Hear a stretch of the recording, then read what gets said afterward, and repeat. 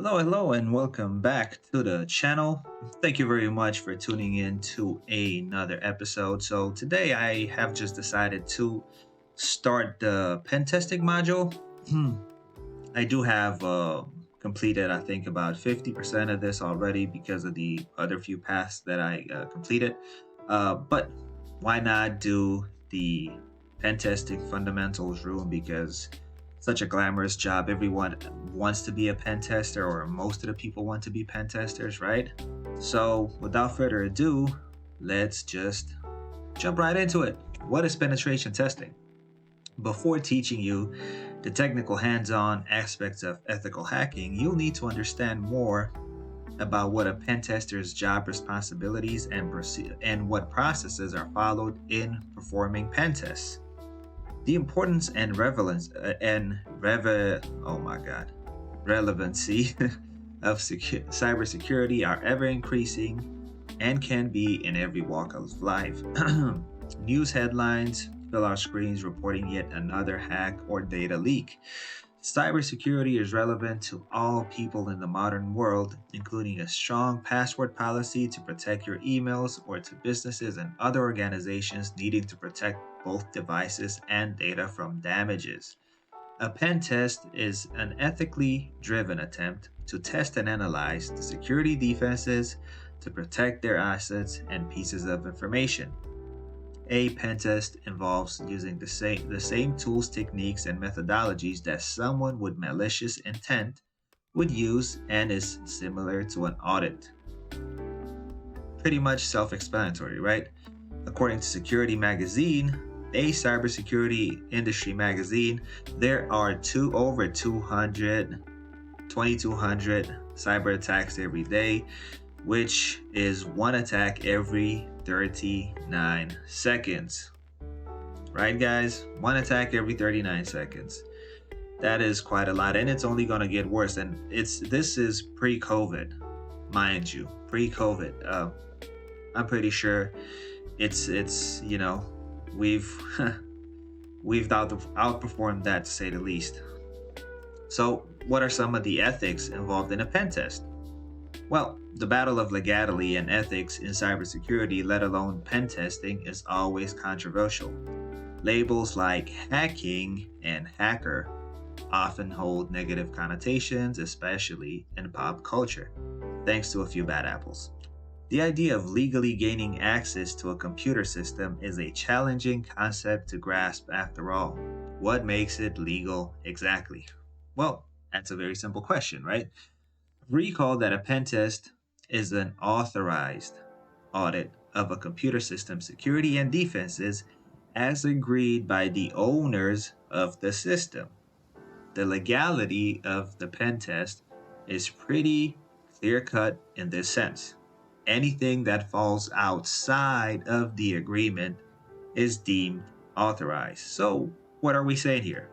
We're basically saying that you are engaging in X and X and X practice. Everything that is not included in this contract in writing is not authorized, therefore is illegal. Make sense? Of course. Before a pen test starts, a formal discussion occurs between the pen tester and the system owner. Various tools, techniques, and systems to be tested are agreed on, which this will be the scope, right, to determine the course the penetration test will take. So companies that provide pen testing services are held against legal frameworks and industry accreditation. For example, the National Cybersecurity Center, NCSC, has the check accreditation scheme in the UK. This check means that only check-approved companies can conduct authorized pen tests of the public sector and CNI systems and networks. So this will apply to you if you are in the UK. Ethics is the moral debate between right and wrong, where an action may be legal. It may go against an individual belief system of right and wrong. Pen testers will often face with potentially morally questionable decisions during a pen test. For example, they are gaining access to a database and being presented with potentially sensitive data. Or they are perhaps performing a phishing attack or an employee to test an organization's human security. If that action has been agreed upon during the initial stages, it is legal. However, ethically questionable. So, um, we did talk about phishing before, so we're not going to get into that. Again, is it legal? Is it not legal? Is it ethically questionable or not? Um, yeah, we hackers are sorted into three hats, of course, with where ethics and motivations behind their actions determine which hat category they're placed into. So you have your white hats, gray hats, and black hats. Basically, white hats, good people; gray hat, people that use their skills to benefit others often. However, they do not respect or follow the law or ethical standards at all times. Black hat, these people are criminals and often seek to damage organization or gain some form of financial benefit at the cost of others. So what are the rules of engagement? ROE, very important. The ROE is a document that is created at the initial stages of a pen testing engagement. This document consists of three main sections, which are ultimately responsible for deciding how the engagement is carried out. The SANS Institute has a great example of this document, which can be viewed online here. If you want to open that page, it will take us to a beautiful PDF document here. Rules on engagement. So again, if it's written, if you have consent in writing, you're good to go. If it's not in there, my advice, don't do it, right? So we have a few pages here with date, signature, and everything, just to make sure that you have all your bases covered, right? Because you wouldn't want to be getting sued after performing a pen test, which, mind you, has happened in the past, and there are examples that you can actually research on your own.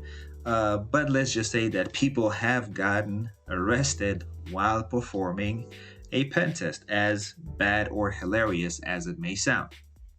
So we have permission, test scope, and rules. So what is the permission? Well, this section of the documents gives you explicit permission for the engagement to be carried out. This permission is essentially to legally protect the individuals and organizations for the activities they carry out. What I just said. Test scope. This section of the document will annotate specific targets to which the engagement should apply. For example, the pen test may only apply to certain servers or application, but not the entire network. So you have to differentiate servers or apps, but not the entire network. You're not allowed to just freely roam around the network. Rules. The rules section will define exactly the techniques that are permitted during the engagement. For example, the rules might specifically state that the techniques such as phishing attacks are prohibited, but man-in-the-middle attacks are okay. So, some of the questions here. What are given permission?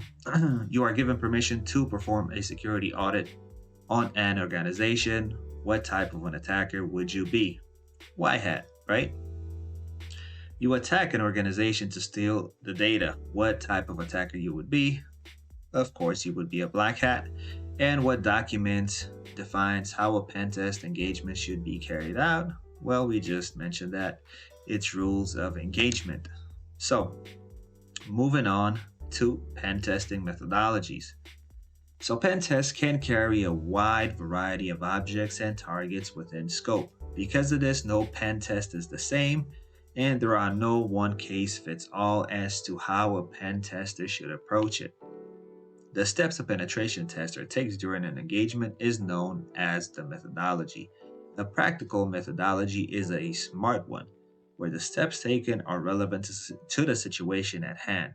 For example, having a methodology that you would use to test the security of a web application is not practical when you have to test the security of a network. So obviously we're talking about two different things, two different tools to do two different things. So they're basically telling you just, make sure you know what you're doing, right? So here, before discussing some of the industry standard methodologies, we should know that all of them have a general, excuse me, theme of the following stages. So, information gathering or recon.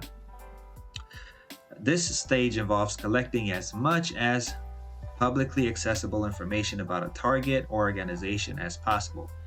For example, OSINT and research.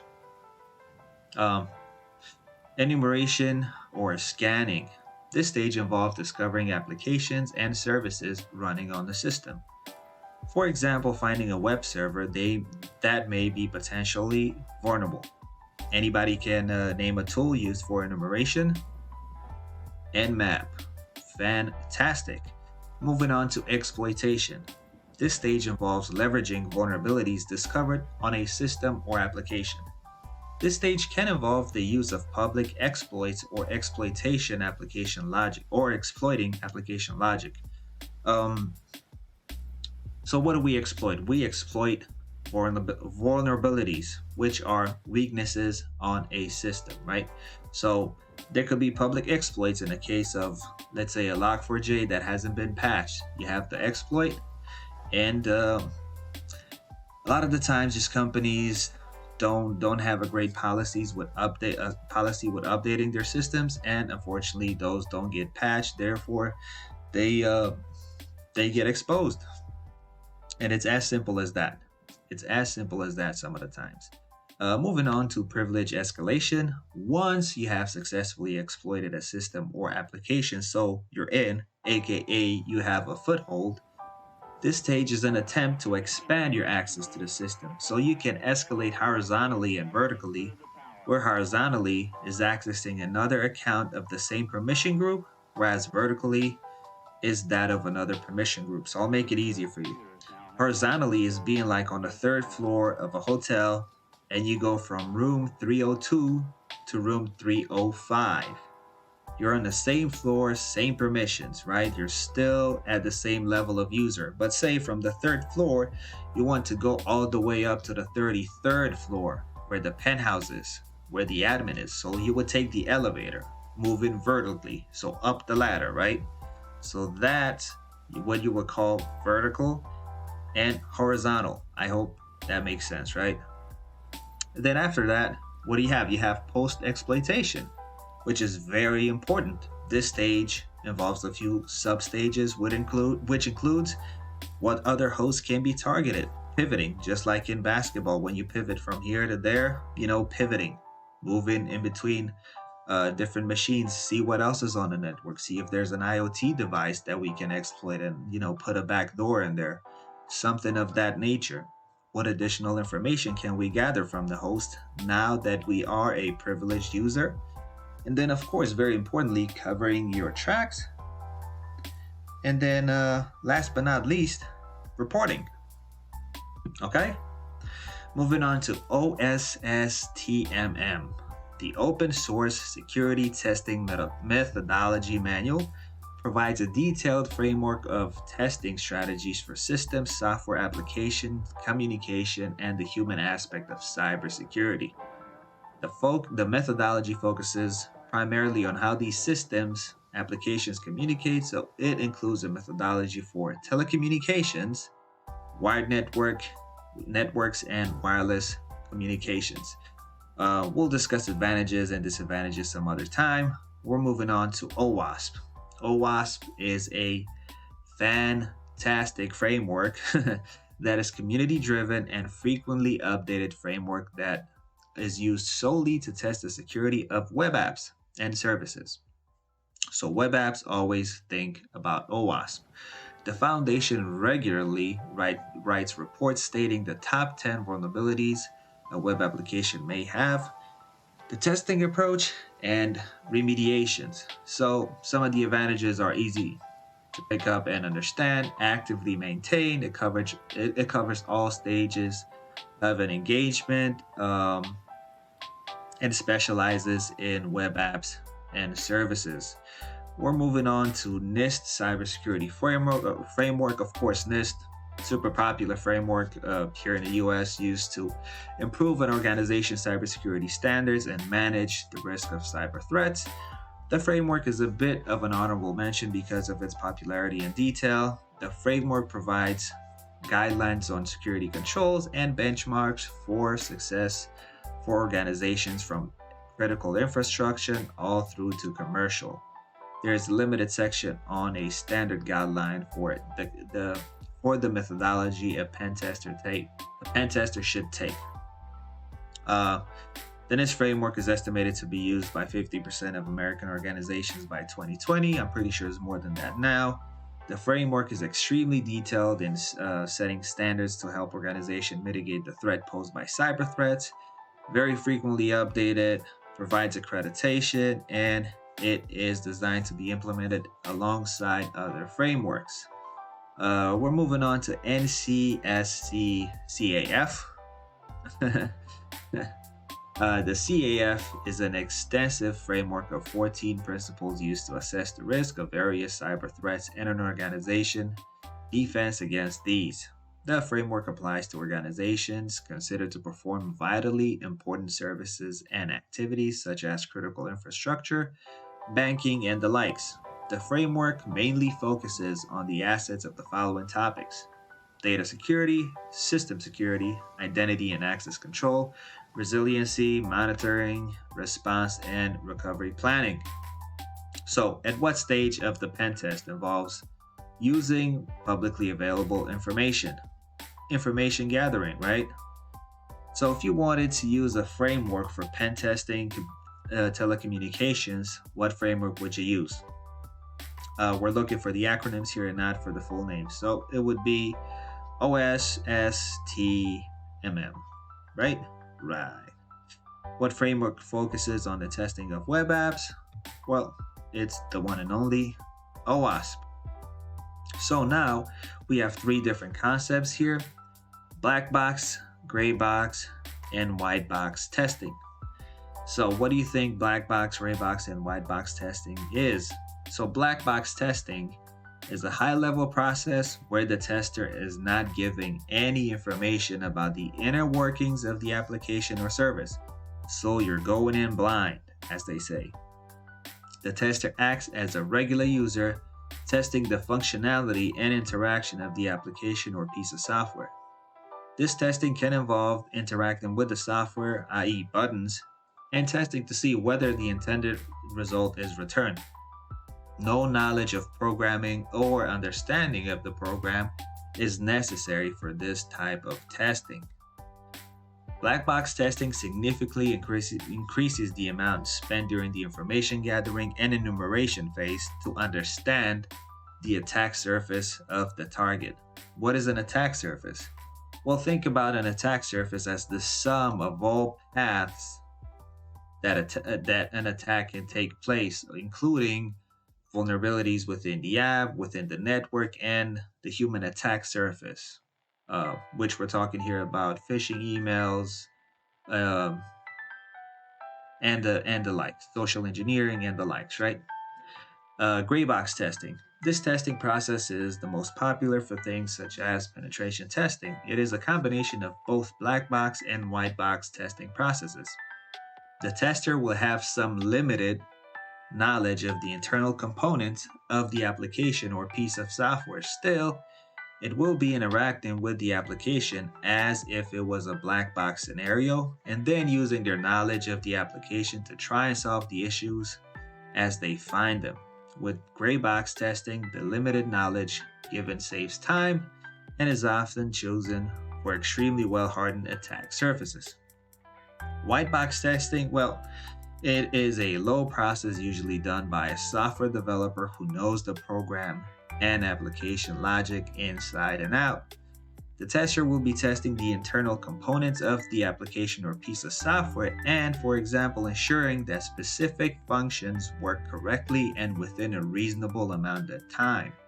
The tester will have full knowledge in this case of the application and its expected behavior, and it's much more time consuming than in black box testing.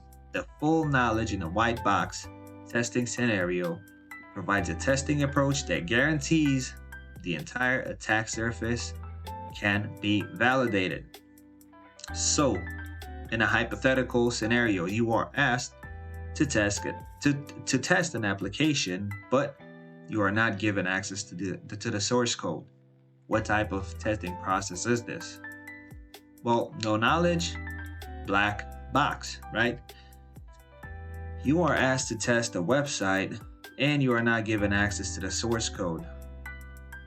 And you are given access to the source code. What type of testing is this? Well, full knowledge, it is Whitebox testing. So we have here a somewhat practical test. Acme has approached you for an assignment. They want you to carry out the stages of a pen test on their infrastructure, view the site, and follow the guided instructions to complete this exercise. So, number 1, rules of engagement. Let's go through the stages of a pen test assignment for the Acme company.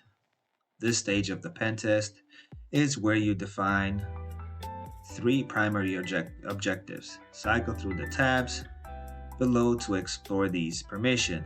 For a pen test to be ethical and legal, both parties will sign a document giving clear permission for the intended actions. Test scope.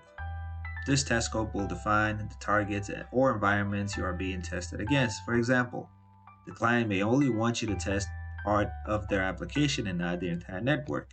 Rules. The rules define the type of behavior a pen tester will employ. For example, you may only have access to part of the application, not the entire server that hosts it. So let's see what we have here. We have a email. We have the permission to perform the pen test, and we put it on this one. The client has sent a statement of work and scope and document, which is attached to this email. Please use this to begin the engagement. Thanks, Ben. All right. Information gathering. The information gathering stage of an engagement is often undervalued. This stage involves using publicly accessible channels to collect intel on your target.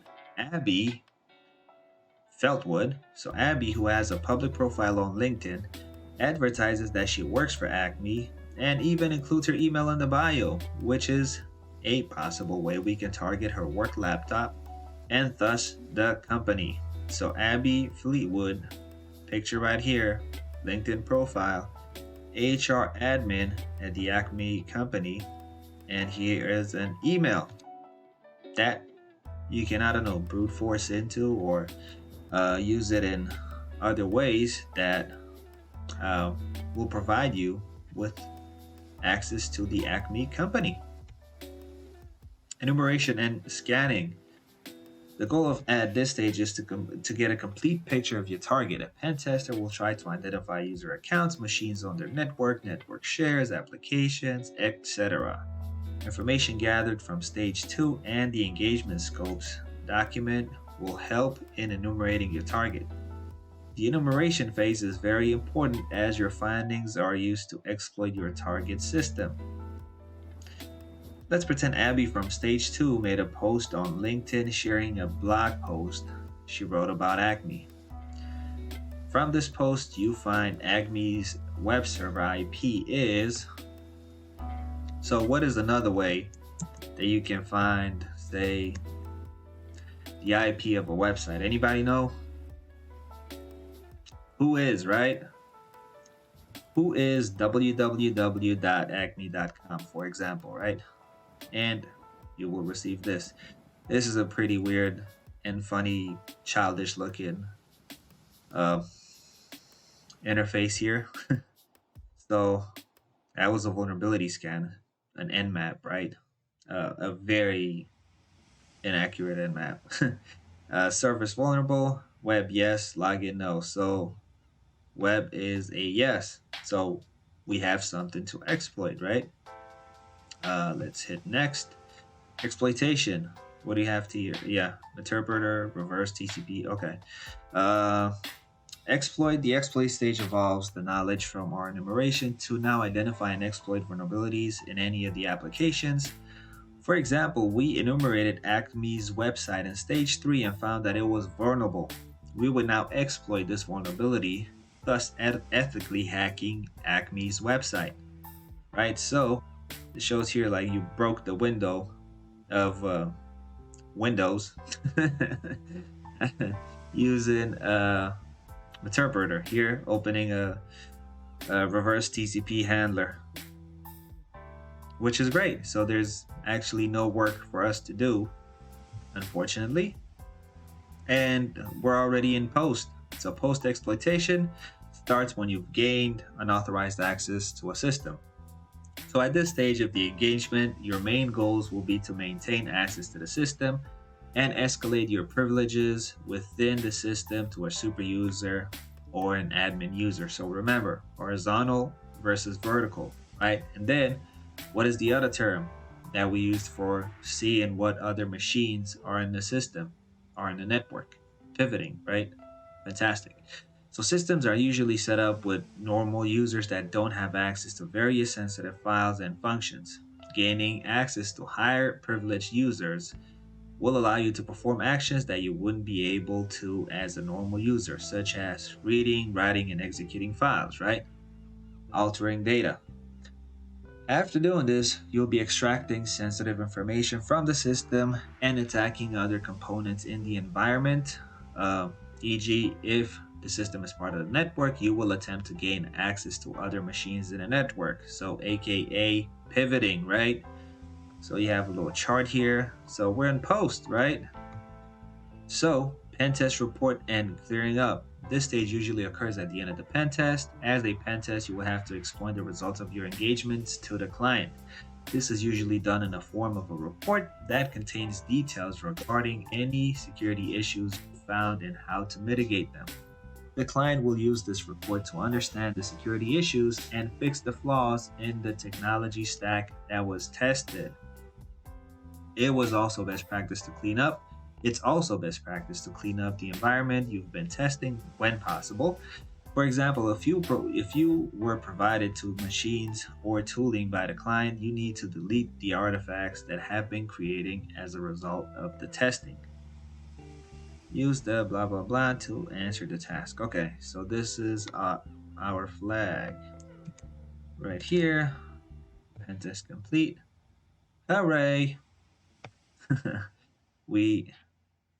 Okay, so this is Ben, right? Ben is emailing us again.